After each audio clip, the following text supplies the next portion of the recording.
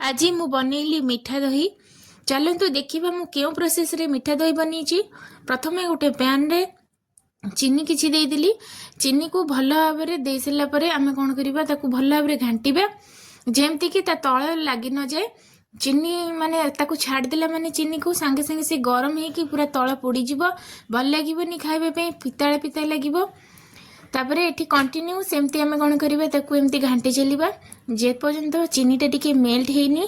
ये चीनी देखो पूरा केते सुंदर पूरा बढ़िया से मेल्ट हो तार गोटे कलर चेंज हो चीनी रो कलर छाड़गला एमती कंटिन्यू आम कौन करवा गोले चलवा ना पुणी लगिज तले। देखु ये पूरा आहरी कलर चेंज हम चीनीटा भी मेल्ट हो नाला पूरा बढ़िया भाव में देखु चीनीटा पूरा मेल्ट होगी केमती गोटे कलर चली आसी पूरा बढ़िया कलरटा तार आसी। आने से देदेबा क्षीर क्षीरटा को मु आगुरी फुटेकी रखी से क्षीरटा को एने मुदेदेवी। क्षीरटा दबा आगुरी निश्चय फुटेदेवे ना क्षीरटा छिंडी जापे। जितेबाला क्यारामेल चीनीटा माने क्षीरटा को जिते देवे से निहाती फुटेबे। मुझे फुटा क्षीर दौची जी आपणकर दरकार दही से हिसाब से आपण मैंने क्षीर नहीं जाए। तो मुझे कौन कर प्रथम टी अल्प टी क्षीर देकी भल भाव में मिक्स करदे चीनी सहित।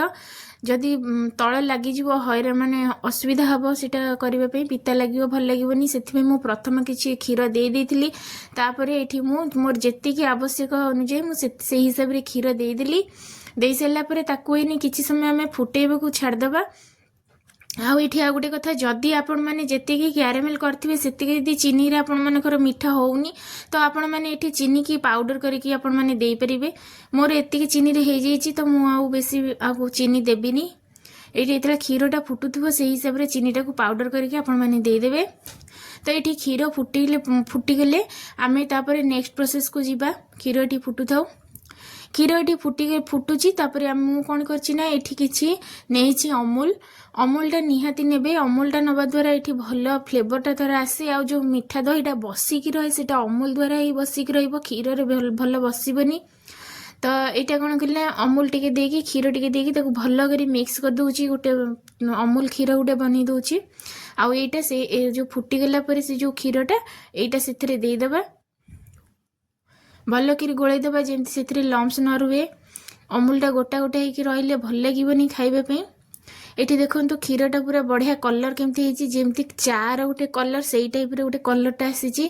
पूरा राबिड़ी कलर हो देखो ये मुझे दे दूची से अमूल क्षीरटा देकी मु पूरा छाड़देवी किसी समय फुटेबा। अमूल दे सारापर क्षीरटा को भल भाव में 2-3 फुटण फुटेदेबा। आम क्षीरटा ये पूरा फुटीगला फुटी आउ टे फुटिले ही बंद करदे। बंद करके ठंडा हाँपाई छाड़देबा। ये क्षीरटा को मुझे बंद कर देछि। ये गोटे मु जाली नहीं जाइए जाली रे नहीं जाइए किसी दही जी आप दही देवे गोटे जाली रे कि कपड़ा आपड़ प्रथम निगाड़ी देवे तार एक्सट्रा पानी गुड़ा जो थाए से गुड़ाक निगाड़ी देवे। ताले जाइए भल मीठा दही हम बढ़िया भी लगे खावाई पूरा मार्केट परी लगे। प्रथमे तो दही की छांकी मुझे किसी समय रखी ता पानी गुड़ा पूरा एक्सट्रा पानी जो थाए दही रे सेटा पूरा बाहरी गला परे मुझे गोटे बाउल को नहीं आसली। नहीं आसिकी कौन कली ना भल भाव में गोटे क्रीमी माने क्रीम क्रीम जमी देखा जाए सेमती पूरा दहीटा को पूरा भल भाव में गोलई देली।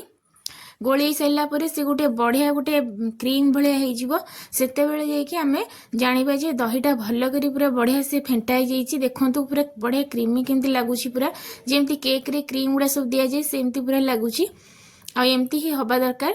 तो ये क्षीरटा मुझे चेक कर दूची जे क्षीरटा ये केतिकी पूरा गरम अच्छी। बेसी गरम आपण मैंने करेनि कि नहले दही देले छिंडीज आउ बेसी जदि ठंडा हो तो दहीटा भल बसबनी जमती पूरा आम आंगुली सहूथो जी गरम थी से हिसाब से आपण मैंने से देवे। आंगुलटा को बुड़ेकी देखिए जदि आपण मैंने संभाली पार्टी से जानवे जे ये से आपण मैंने दहीटा को देवे। दही की कौन कहला मु भल भाव में क्षीर सहित मिक्स करदेली। मिक्स करके गोटे बाउल रे मु रखी दूचे ने बाउल रे ढाली देवी। ढालिकी ताकू कभर करके 10-12 घंटा पूरा मु रखीदेवी। यहाँ मु राति रे बनी तो यहाँ मु सकाळ पर्यंत पूरा सेमती ताकू कभर करके मु रखीदेवी।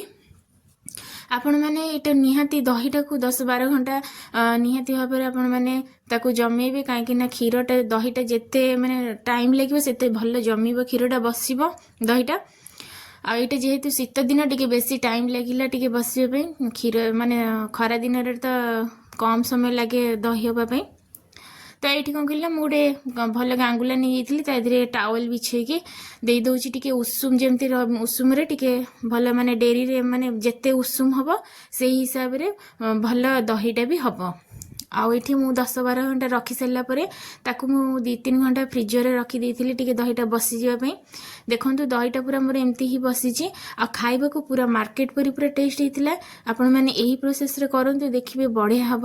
ମିଠା ଦହି ଆପଣମାନେ ନିହାତି କରିବେ। ବହୁତ ଜଣ ଅଛନ୍ତି ମାଟି ହାଣ୍ଡିରେ ସେଇଟା କଲେ ଭଲ ଲାଗେ, କିନ୍ତୁ ମୁଁ ଏଇଟା କାଚ ବାଉଲରେ କରିଛି, ଯେହେତୁ ମୋ ପାଖରେ ମାଟି ହାଣ୍ଡି ନାହିଁ। ତ ଆପଣମାନଙ୍କ ପାଖରେ ଯଦି ମାଟି ହାଣ୍ଡି ଅଛି ଆପଣମାନେ ନିଶ୍ଚୟ ସେଥିରେ କରିବେ। ଦେଖନ୍ତୁ କେତେ ବଢ଼ିଆ ପୁରା ମାର୍କେଟ ପରି ପୁରା ଦହି ବସିଯାଇଛି।